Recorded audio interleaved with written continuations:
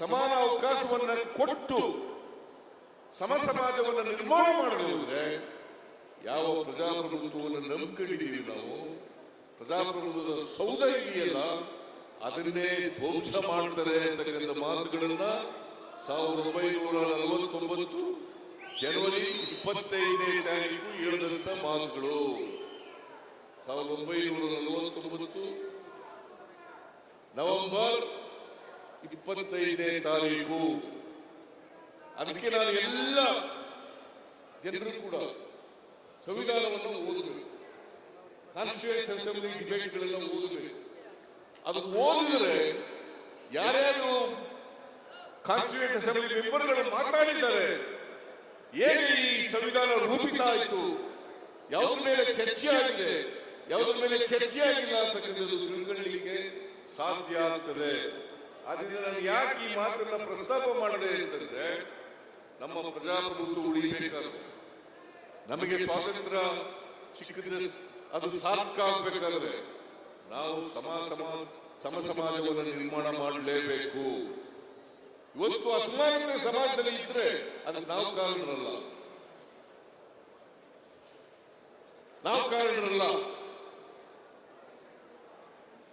ಬಹುಸಂಖ್ಯಾತ ಜನರನ್ನ ಅಕ್ಷರ ಸಂಸ್ಕೃತಿಯಿಂದ ದೂರ ಇಟ್ಟಿದ್ದೇ ಕಾರಣ. ಚತುರ್ವರ್ಣ ವ್ಯವಸ್ಥೆ ಕಾರಣ. ಇದನ್ನು ನಾವು ಅರ್ಥ ಮಾಡ್ಕೋಬೇಕಾಗುತ್ತದೆ. ಈ ಚತುರ್ವರ್ಣ ವ್ಯವಸ್ಥೆಯಿಂದ ಆರ್ಥಿಕ ಸಾಮಾಜಿಕ ಅಸಮಾನತೆ ನಿರ್ಮಾಣ ಆಯಿತು, ರಾಜಕೀಯ ಅಸಮಾನತೆ ನಿರ್ಮಾಣ ಆಯಿತು. ಇದು ಬದಲಾವಣೆ ಆಗಲೇಬೇಕು. ನಾವೆಲ್ಲ ಮನುಷ್ಯರು, ಮನುಷ್ಯತ್ವವನ್ನು ಬೆಳೆಸಿಕೊಳ್ಳತಕ್ಕಂಥ ಪ್ರಯತ್ನವನ್ನು ಮಾಡಬೇಕು. ಮನುಷ್ಯತ್ವ ಬೆಳೆಸೇ ಹೋದ್ರೆ ದ್ವೇಷದಿಂದ ಯಾವ ಕಾರಣಕ್ಕೂ ಕೂಡ ಸಮಾನತೆಯ ಸಮಾಜವನ್ನ ನಿರ್ಮಾಣ ಮಾಡಲಿಕ್ಕೆ ಸಾಧ್ಯ ಇಲ್ಲ. ಅದನ್ನ ರಾಜಣ್ಣವರು ಬರ್ರೇ ಈ ಕಡೆ, ರಾಜಣ್ಣವರು ಅದು ಸರ್ಕಾರಿ ಕ್ಷೇತ್ರ ಇರಲಿ, ರಾಜಕೀಯ ಕ್ಷೇತ್ರ ಇರಲಿ, ಎಲ್ಲ ಕ್ಷೇತ್ರದಲ್ಲೂ ಕೂಡ ಬಡವರ ಬಗ್ಗೆ ಅನುಕಂಪ, ಬಡವರನ್ನ ಮೇಲೆ ತಕ್ಕಂಥ ಕಮಿಟ್ಮೆಂಟು, ಬಡವರಿಗೆ ಸಹಾಯ ಮಾಡತಕ್ಕಂಥ ಹೃದಯ ವೈಶಾಲ್ಯತೆ ಇದು ಇರಬೇಕು ಅಂತಕ್ಕಂಥದ್ದನ್ನು ಈ ಸಂದರ್ಭದಲ್ಲಿ ಹೇಳಲಿಕ್ಕೆ ಬಯಸ್ತಾ ಇದ್ದೇನೆ. ಆ ಗುಣವನ್ನ ರಾಜಣ್ಣವರಲ್ಲಿ ಕಾಣಲಿಕ್ಕೆ ಸಾಧ್ಯ ಆಗ್ತದೆ. ಅದಕ್ಕಾಗಿ ರಾಜಣ್ಣ ನನಗೆ ಇಷ್ಟ ಆಗದು. ಆಮೇಲೆ ಇನ್ನೊಂದು, ನಾನು ಇವರು ಲೇಖನ ಓದಿದೆ,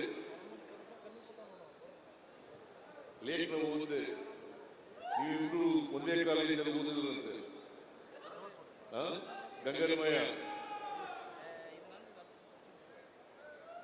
ಒಂದೇ ಕಾಲೇಜಿನಲ್ಲಿ ಓದಿದ್ದು. ಇವರು ಲೇಖನದಲ್ಲಿ ಒಂದು ಬರೀತಾರೆ, ಏನಪ್ಪಾ ಅಂತಂದ್ರೆ ಯಾರು ಸ್ನೇಹಿತರು ಇರ್ತಾರೆ ಆ ಸ್ನೇಹಿತರಿಗೋಸ್ಕರ ಪ್ರಾಣವನ್ನ ಕೊಡ್ತಕ್ಕಂಥ ಪ್ರಯತ್ನವನ್ನ ಮಾಡ್ತಾರೆ ಅಂತ ಮಾತುಗಳನ್ನು ಹೇಳಿದ್ದಾರೆ. ಅದು ಒಳ್ಳೆಯ ಗುಣ. ಯಾವನೇ ಸ್ನೇಹಿತ ಆಗಲಿ, ಈಗ ಅವರು ಎಸ್ ಟಿ ಜನಾಂಗಕ್ಕೆ ಸೇರಿದವರು, ಇವರು ಎಸ್ ಸಿ ಜನಾಂಗಕ್ಕೆ ಸೇರಿದವರು. ಜಾತಿ ಮುಖ್ಯ ಅಲ್ಲ, ಸ್ನೇಹ ಮುಖ್ಯ, ಮನುಷ್ಯ ಸಂಬಂಧಗಳು ಮುಖ್ಯ. ಅಂತ ಸಂಬಂಧವನ್ನ ಏರ್ಪಾಡು ಮಾಡಿ ಸ್ನೇಹ ಇದೆಯಲ್ಲ, ಆ ಸ್ನೇಹದ ಬಂಧನ ಇದೆಯಲ್ಲ, ಅದು ಬಹಳ ಮುಖ್ಯ ಆಗ್ತದೆ. ಆ ಸ್ನೇಹದ ಬಂಧನದಿಂದ ಅವರು ಯಾರೇ ಸ್ನೇಹ, ಇದು ಒಂದು ಉದಾಹರಣೆ ಅಷ್ಟೇ. ಗಂಗಾಧರಮಯ್ಯನವರು ಒಂದು ಉದಾಹರಣೆ. ಬೇರೆ ನಂಬದಂತ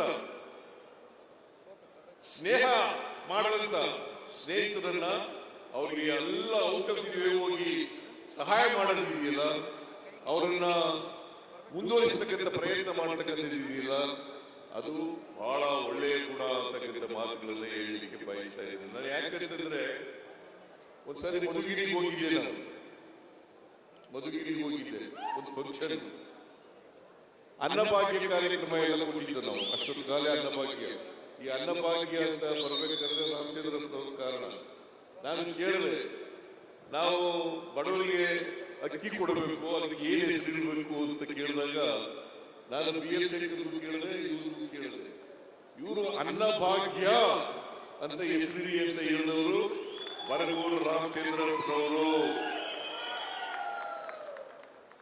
ನಾನು BL ಶೇಖರ್ಗೂ ಕೇಳಿದ್ದೆ, ನಾನು ಯಾಕೆ ಅನ್ನಭಾಗ್ಯ ಕಾರ್ಯಕ್ರಮವನ್ನ ಜಾರಿಗೆ ತಗೊಂಡ್ಬಂದೆ ಅಂತಂದ್ರೆ, ನಮ್ಮ ಊರಿನಲ್ಲಿ ನಮ್ಮ ಮನೆಯಲ್ಲಿ ನಮಗೆ ಒಂದು ಆ ಕಾಲದಲ್ಲಿ ನಾನು ಸಣ್ಣ ಹುಡುಗನಾಗಿದ್ದಾಗ 6 ಎಕರೆ ತರಿ ಜಮೀನಿತ್ತು, ನೀರಾವರಿ ಜಮೀನು.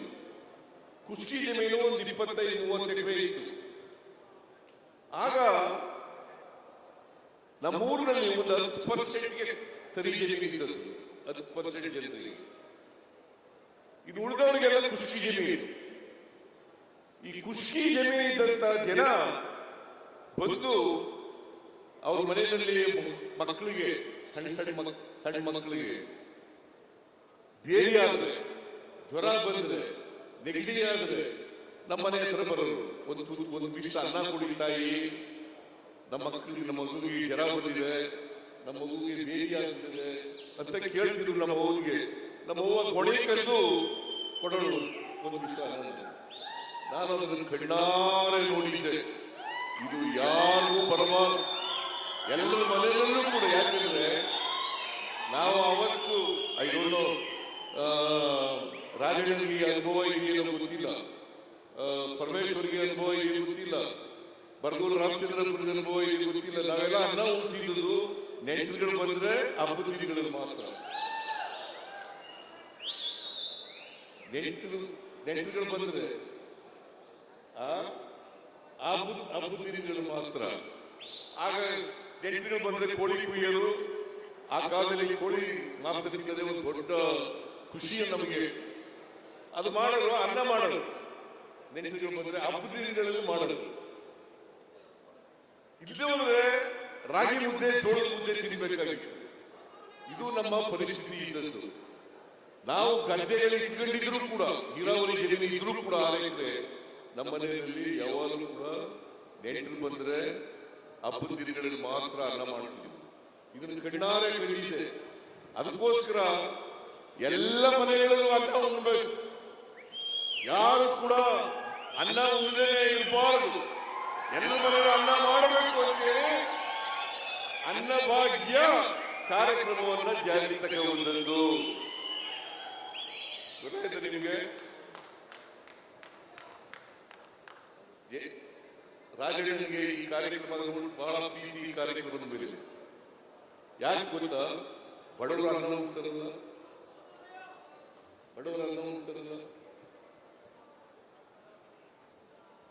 ಎಲ್ಲರ ಮನೆಯವರು ಅನ್ನ ಮಾಡ್ತಾರಲ್ಲ. ಈಗ 10 kg ಮಾಡಿದ್ದೀವಿ, 5+5 10 kg ಮಾಡಿದ್ದೀವಿ. ಈ ಕಾರ್ಯಕ್ರಮ ಮಾಡಿದಾಗ ರಾಜಣ್ಣ ಸಲಹೆ ಕೊಟ್ಟರು. ಏನಂತ ನೋಡಿ ಸರ್, ಅನೇಕ ಜನ ಮಕ್ಕಳು ಚಪ್ಪಲಿ ಇದೆ ಬರ್ತಾರೆ ಸ್ಕೂಲ್ಗೆ ಚಪ್ಪಲಿ ಇದೆ ಬರ್ತಾರೆ. ನಾನು ಪ್ರೈಮರಿ ಸ್ಕೂಲ್ ನಲ್ಲಿ ಇರುವಾಗ ಚಪ್ಪಲಿ ಇದ್ದಾಗ, ನಾನು ಹೈಸ್ಕೂಲ್ ಸೆಕೆಂಡ್ ಇಯರ್ ಹೋದಾಗ ಚಪ್ಪಲಿ ಹಾಕಿರೋದು. ಅಲ್ಲಿವರೆಗೆ ಬರೀ ಕಾಲದಲ್ಲಿ ನಡೀತಾ ಇದೆ. ಹೈಸ್ಕೂಲ್ ಸೆಕೆಂಡ್ ಇಯರ್ ಇರುವಿನ ರೋಡ್ ನಲ್ಲಿ ಒಂದು ಅಂಗಡಿ ಇತ್ತು, ಚಪ್ಪಲಿ ಅಂಗಡಿ. ಆ ಚಪ್ಪಲಿ ಅಂಗಡಿ ಒಲಿಸ್ಕೊಂಡು ಟೈಲ್ ಚಪ್ಪಲಿ, ಅದು ಏನು 3 ವರ್ಷ ಅರಿವೇ ಒಂದು